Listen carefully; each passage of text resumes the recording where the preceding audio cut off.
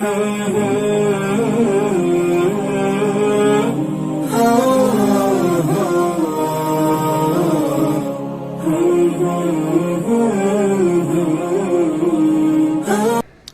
Ad Dajjal says when he was a younger man that he was in a ship of around 30 people from the tribe of Judham and Lukham. These are Christian Arab tribes up north, and he was from those tribes.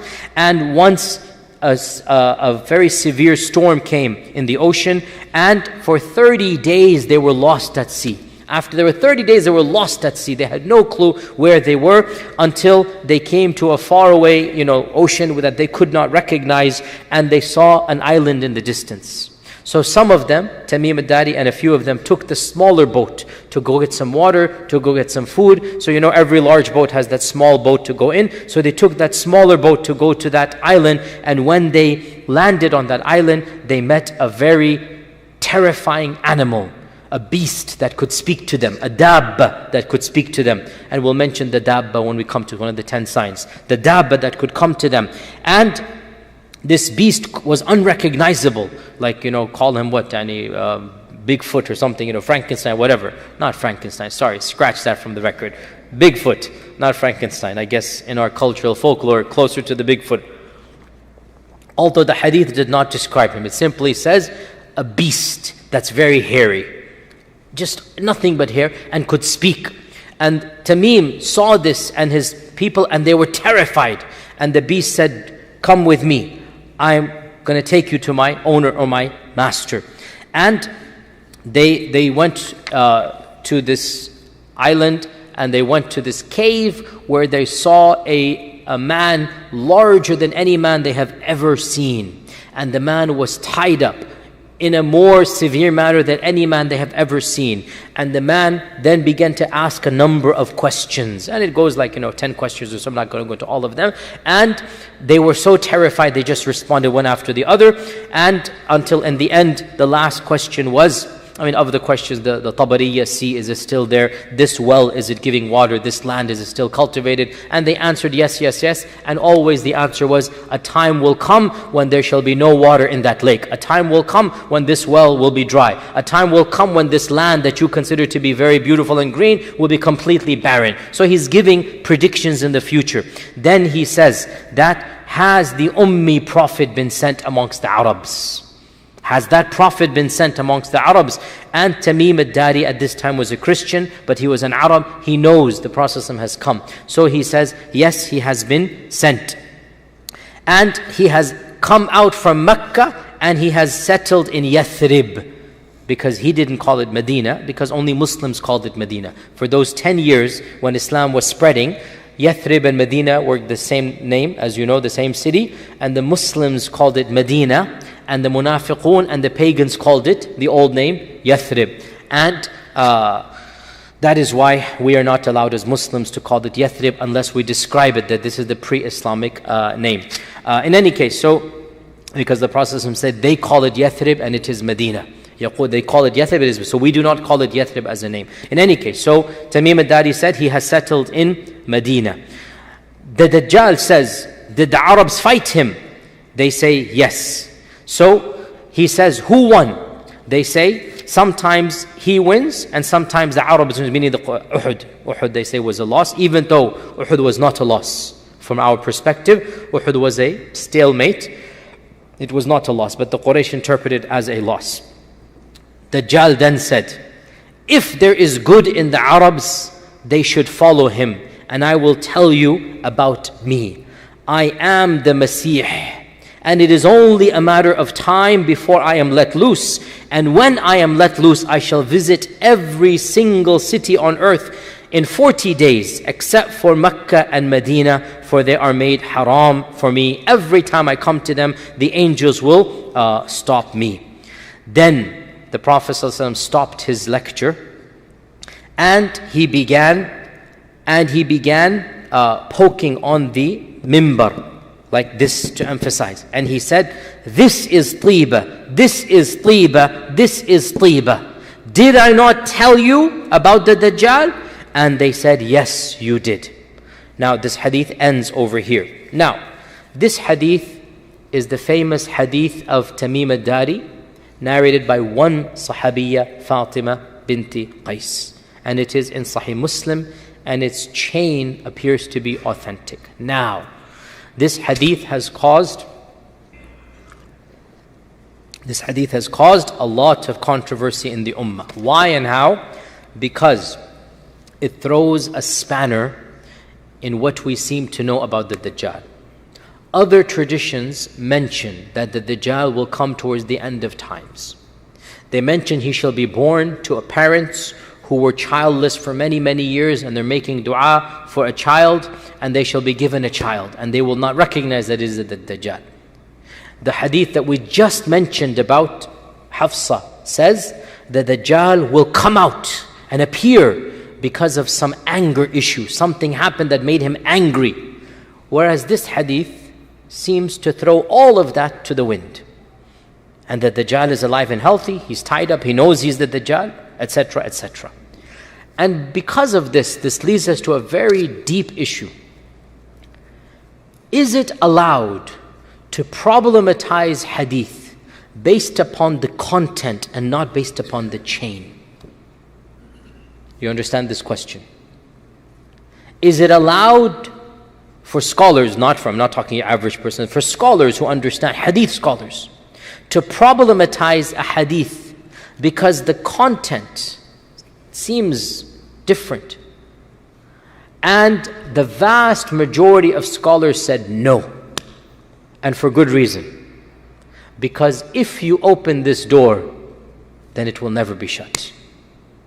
If you open this door, then every Tom, Dick and Harry, or I should say Tahir, Dawood and Harun, will come and say, oh, I don't understand this hadith. As we have people in our times, munkiri hadith, as we know, right? You know, I'm not going to mention his, but there are people that deny hadith in our times and whatnot. And we are, alhamdulillah, Ahl Sunnah wal Jama'ah. And the meaning of Sunni or Ahl Sunnah means what? We follow Sunnah. The term Sunni, what does it mean? We are defined by our clinging to the Sunnah. By definition, anybody who says they're Sunni means what? We're following the Sunnah. Anybody says we don't follow the Sunnah, they are from another firqa. Go ahead and call yourself another firqa. You are no longer mainstream. You are no longer Ahl Sunnah wal Jama'ah. So anyway, what was I saying? Is it allowed to problematize hadith based upon the content? The vast majority of scholars said no. A very small handful said yes, with a lot of conditions. And this is not the time to go into that. But one of those conditions, and I like this, one of those conditions is the problematization should not come from your mind or logic or rationality. It should come because it seems to be clashing with other ahadith. You understand this point, right? If the problem seems to come with a clash from within the tradition, that is different than when you say, oh, my mind doesn't understand the hadith. Because if you open this door, then out the window. As Ali radiallahu anhu said, that if the hadith or if the sharia were to be based on my aql, the masah over the socks should be done on the bottom. But I saw with my eyes the Prophet ﷺ do masah on the top. Memorize this, a very beautiful tradition, by the way, very beautiful tradition. If our religion were to be based on what I think, on my aql, on my common sense, then when you do masah, where should you do masah? On the bottom. But Ali radiallahu anh said, I saw the Prophet ﷺ do masah on the top. When it comes to the deen, قال الله قال رسوله سمعنا وأطعنا. Whether we understand or not. But what about if within the deen itself you have 2-3 hadith that seem to clash? In this case, it's not my mind. We have to now reconcile between this. So, based on this issue, we have some great ulama from the past and from the present. They did problematize this particular hadith. They did problematize this particular hadith. And of them, we have in our times as well, or I should say the generation before us, the famous scholar, the most famous alim of 100 years ago, and that is Sheikh Rashid Rida. Sheikh Rashid Rida. Maybe one day we'll give a lecture about him. Very, very influential alim. And frankly, I'll say something, many of us here today are influenced by him and we don't even know it. his influence was so profound that he had an impact on the global understanding of Islam. And many of us, we don't even know, but we are influenced by him. He was without a doubt the most famous alim of 100 years ago, Rashid Rida. And unfortunately his name is not, there was no alim more famous than him 100 years ago. He died 1935, by the way. So in 1919, every intellectual in the ummah knew him. And he influenced people as diverse as Hassan al-Banna and al-Albani. Both of them, they considered Rashid Rida to be their sheikh, directly, by the way. Look, he influenced men, and including not just him, but anyway, I'm going to my tangent, but even what we now call modernist Islam, progressive Islam, they take, in our American system, again, I don't mind saying this, great thinkers like the Hathout brothers and whatnot, they, the trends that were there, they were influenced by Rashid Rida as well. Their sheikh was the student of Rashid Rida. The whole anyway, why am I talking about this? Dajjal. My mind goes here and there, I apologize. You guys don't know me yet, but my mind doesn't, it's not, make dua for Sirat al-Mustaqim. I need to be straight here. Where was I? We're talking about Dajjal. And what were we talking about before this? Problematizing it, exactly. So Rashid Rida was one of those who said that this hadith doesn't make sense in light of all of these other hadith. And Rashid Rida is a great Sunni alim. He's not one of these, Now another great sheikh as well in our times, my teacher, I studied with him, Sheikh Muhammad ibn Salih al-Uthaymeen, very mainstream, very traditional, very hardcore sheikh who loved hadith. But he said, this hadith, I don't consider it authentic, even if it is in Sahih Muslim. Why? Because it seems to conflict with other ahadith. So in reality, I have to be honest, I am sympathetic to this minority voice, because it doesn't make sense that the Dajjal is alive and healthy. And it also doesn't make sense that if this incident occurred, only Fatima bint Qais narrates it and the Prophet has called the entire city. Something doesn't seem to be right, and Allah knows best. Our Shaykh would say, my heart is at unease with regards to the authenticity of this hadith. This is what Ibn Uthaymeen would say. فِي الْقَلْبِ مِنْهُ شَيْءٍ. My heart is not comfortable. Something doesn't make sense to me. I can't pinpoint it, but it's not adding up to me. The content, the Islam, everything, it's just not adding up. And mashallah, our Shaykh was a very humble man. He would say, but if the Prophet ﷺ said it, then I believe in it. And this is exactly what I say. The hadith doesn't seem to make sense. But if he said it, amantu billahi wa rasuli. Simple as that. So we put this hadith of, which hadith guys? Tamim ad-Dari. In a footnote. And we have a question mark, and we leave it at that. Allah knows best. I don't know. But mainstream interpretation, Imam al-Nawawi, Ibn Kathir, these scholars, they considered this to be authentic because this is Sahih Muslim.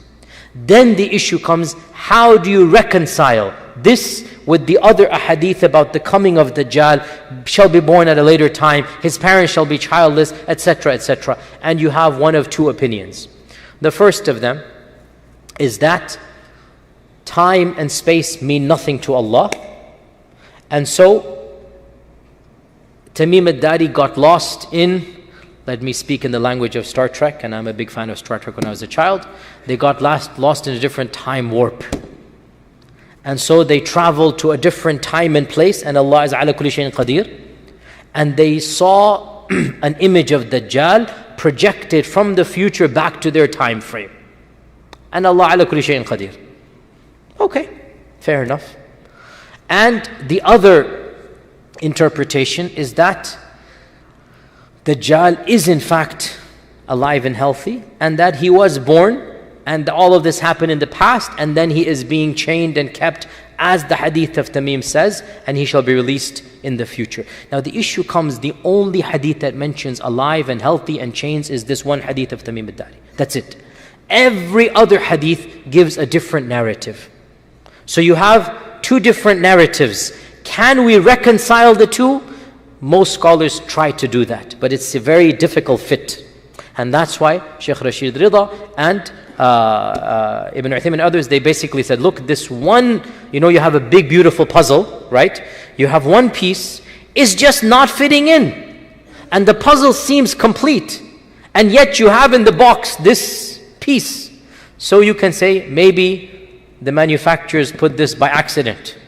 I'm being analogous here, right? Maybe this piece shouldn't have been in the box. It's just a mistake by one of the narrators. That's what they're saying. And the picture is complete. And the other scholars say, no, it's in the box. The manufacturer sent it, so I'm going to squeeze it in. There's a little space here, let me just put it in and shove it there, and khalas, we have a painting. Which version do you want to follow? I leave it to you. But my sympathies are clear. And I leave it to you whichever one you want to do.